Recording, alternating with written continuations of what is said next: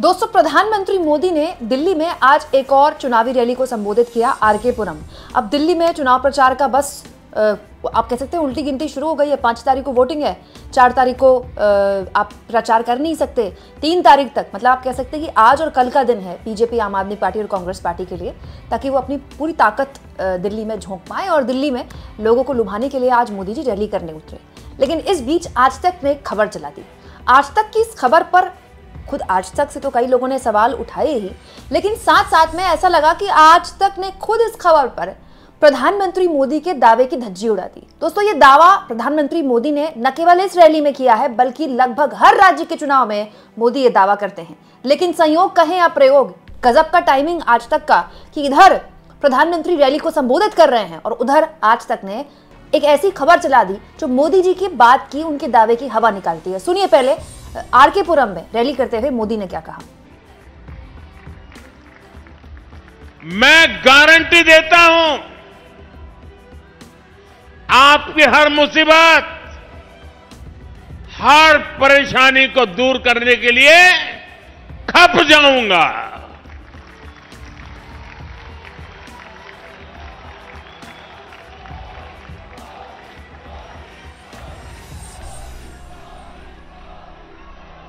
गरीब हो या मिडिल क्लास, हर परिवार का जीवन खुशहाल हो, ऐसी डबल इंजन सरकार दिल्ली को मिलेगी।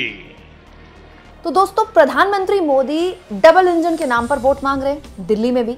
प्रधानमंत्री मोदी का वैसे ये नारा जो है ना, डबल इंजन वाला, ये एक तरह से हमारे देश के फेडरल स्ट्रक्चर के खिलाफ है, क्योंकि मोदी इस नारे के जरिए लोगों को बताते हैं कि इस राज्य में सरकार तभी अच्छा काम करेगी या इस सरकार को सहयोग तभी मिलेगा केंद्र का जब यहाँ हमारी सरकार आ जाएगी या हमारी पार्टी सरकार बना लेगी।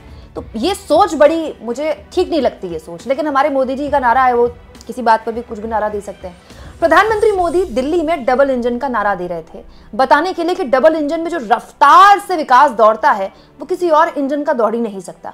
वहीं आज तक ये खबर चला रहा था कि महाकुंभ में भगदड़ मामले में अब साजिश वाले एंगल से भी जांच की जा रही है। एसटीएफ इस पूरे के पूरे मामले में जांच शुरू कर चुकी है। दोस्तों, इस खबर में ये भी बताया गया है कि जब भगदड़ मची तो आसपास जितने भी मोबाइल फोन्स थे, जितने भी लोग थे, उन सभी के मोबाइल फोन्स एक तरह से ट्रैक किए जा रहे हैं, जिससे पता चले कि यहाँ कोई साजिश वाला एंगल है क्या।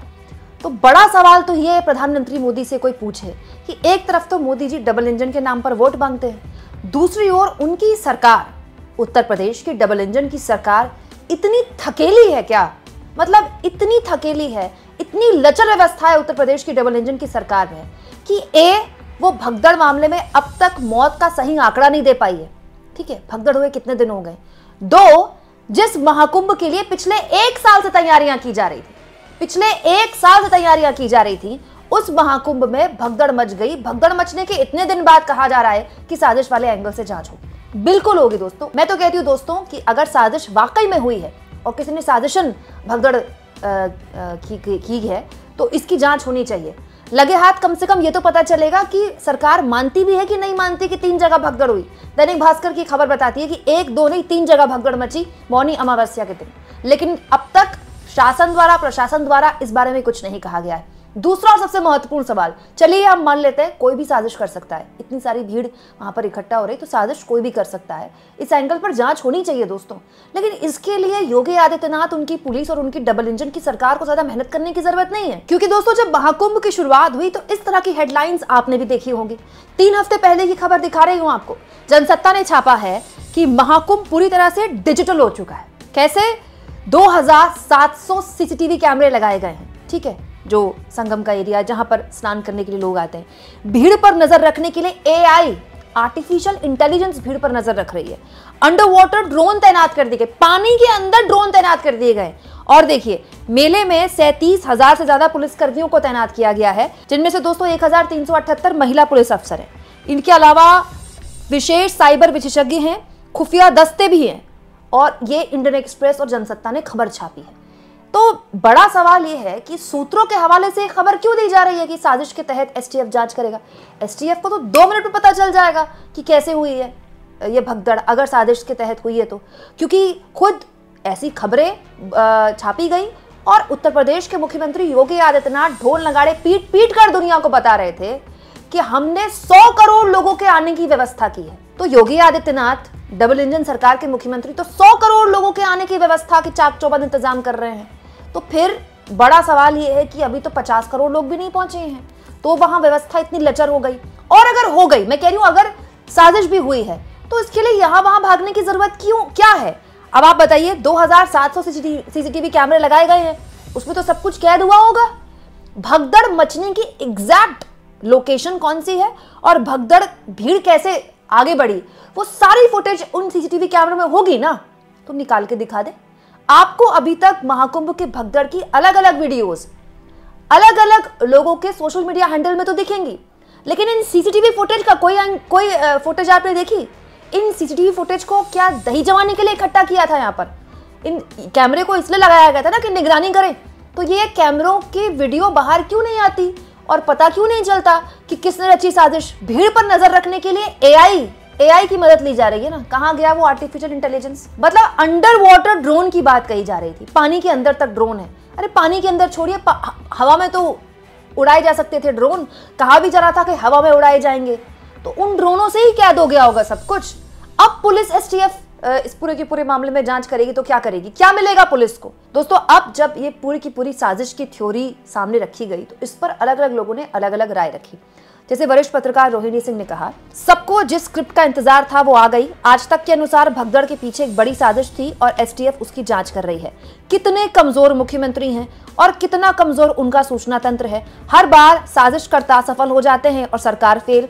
अपनी प्रशासनिक अक्षमता को छुपाने के लिए हर बार साजिश की नई कहानी लिखने वाले योगी आदित्यनाथ और उनके अधिकारियों की हालत अब किसी फ्लॉप पिक्चर के निर्देशक जैसी हो गई है।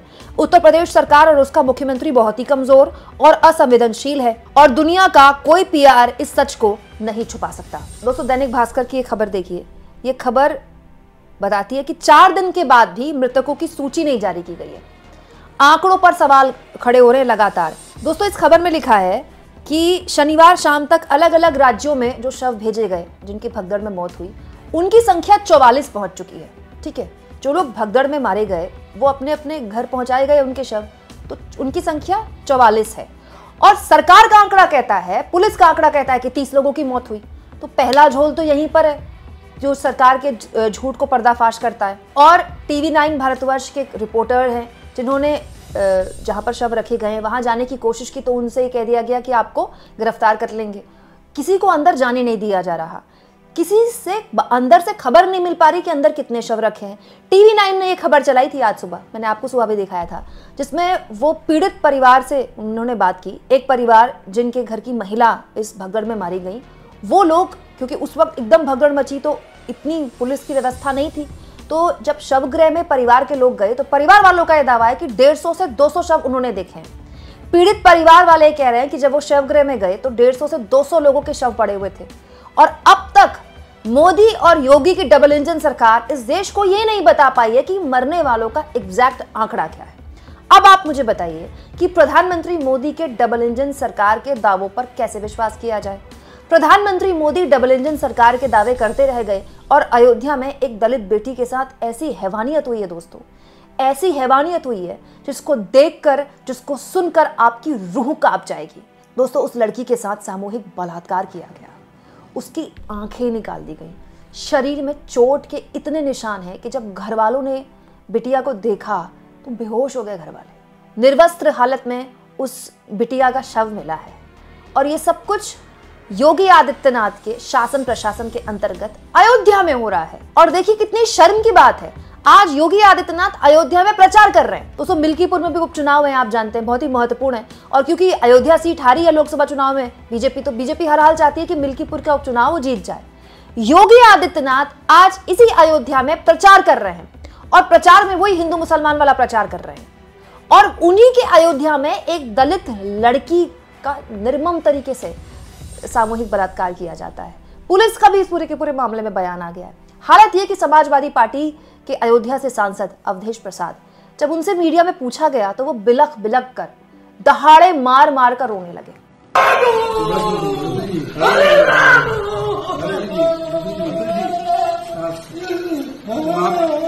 आप उसकी लड़ाई लड़िए, लड़ाई लड़ी जाएगी और लोग साथ लड़ाई को आप लड़ेंगे, उसको न्याय उसके दिलाएंगे। हमें जाने दो दिल्ली, लोकसभा